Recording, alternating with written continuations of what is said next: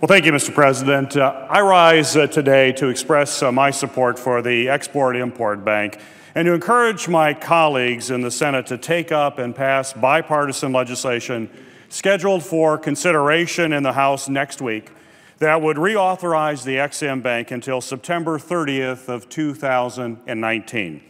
The Export-Import Bank helps American companies export their goods and services across the globe, helping businesses grow and creating more demand for American manufactured goods and agricultural products.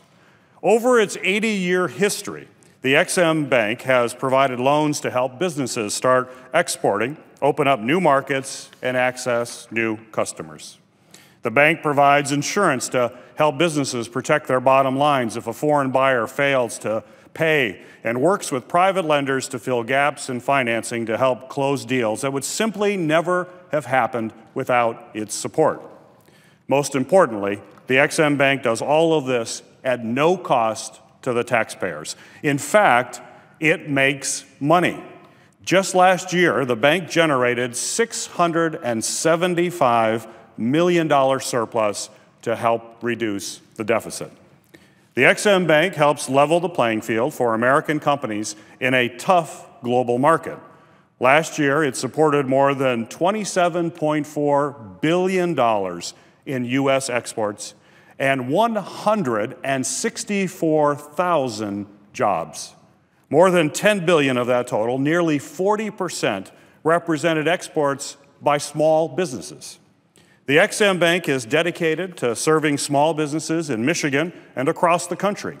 90% of its overall transactions directly supported small businesses, including many that serve suppliers for large companies. In 2013, I was proud to attend the opening of Ex-Im Bank's Regional Export Finance Center in Detroit with Governor Snyder, my colleague Senator Stabenow, and Congressman John Dingell. In Michigan alone, the bank has supported 229 exporter businesses, selling $11 billion worth of goods to places like Saudi Arabia, Mexico, and Canada.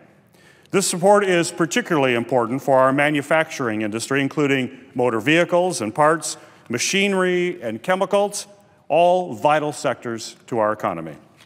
Over the summer, I had the opportunity to visit a Michigan business that works with the Ex-Im Bank to export its products. Mill Steel Company in Grand Rapids. Mill Steel is one of North America's premier flat-rolled steel companies. It is also a family-owned business that wanted to make Michigan products and hire Michigan workers. Mill Steel sells and ships its steel to auto suppliers in Mexico and Canada. The loan guarantees provided by the Ex-Im Bank reduce Mill Steel's risk while exporting to foreign buyers, providing certainty and allowing them to continue hiring new employees and providing good-paying jobs in Michigan. Unfortunately, over the summer, despite broad bipartisan support for reauthorizing the Ex-Im Bank, a small, ideologically driven minority in Congress allowed the charter for the Export-Import Bank of the United States to expire, risking billions of dollars in U.S. exports, hundreds of thousands of American jobs, and putting our country at an economic disadvantage in a competitive global marketplace, while also increasing the federal deficit. The failure of Congress to act on this common sense federal program endangers jobs in Michigan and is simply unacceptable. General Electric has a plant in Grand Rapids, Michigan that employs 1,400 Michiganders. Over the summer, GE announced that its plans to relocate over 300 jobs from Wisconsin to Canada as a result of Ex-Im Bank closing its doors. When this happened, my office was flooded with inquiries from a number of constituents concerned about what would happen to their community and their own job security if a similar decision was made in Michigan. In the months since Ex-Im Bank's authorization has lapsed, GE has signed deals with export credit agencies in competitor foreign nations, creating jobs abroad instead of right here in the United States.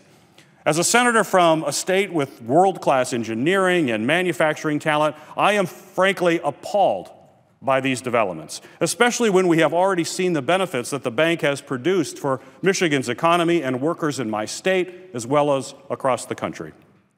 The work done by the EXIM Bank is especially critical to Michigan manufacturers who fight to compete with countries using extreme and unfair measures such as direct subsidies or currency manipulation to boost their own manufacturing sectors. According to EXIM Bank's most recent annual report, there are 85 other competing foreign-sponsored export credit agencies helping their own domestic companies better compete on the global stage. Other countries, including China, Japan, South Korea, the United Kingdom, Canada, and Germany, use their own export credit agencies to boost their country's exports. China, in fact, provided more financing through its export credit agency in the last 2 years, approximately $670 billion, more than our own EXIM Bank has offered in its own entire 81-year history. These export financings are expected to significantly increase in coming years, which means that American firms and workers could fall further behind if we do not act now. Without our own export-import bank, American businesses will struggle to compete overseas and our economy will suffer. As global competition intensifies, it simply makes no sense to engage in unilateral disarmament. We must stop the self-inflicted wounds on our economy. We must pledge to our constituents that we will first do no harm, and we must stop letting ideology impair our economic growth. I am pleased that a bipartisan, bicameral group of senators and representatives are saying that enough is enough, and we are working to move a reauthorization forward. I'm looking forward to working with them to get this done as soon as possible. Too much time has already been wasted, and too many jobs have already been jeopardized. We have to get back to the business of working together to find common sense solutions to help, not hamper, our economic growth in America. Passing a long-term reauthorization of the Export-Import Bank is a great way to start.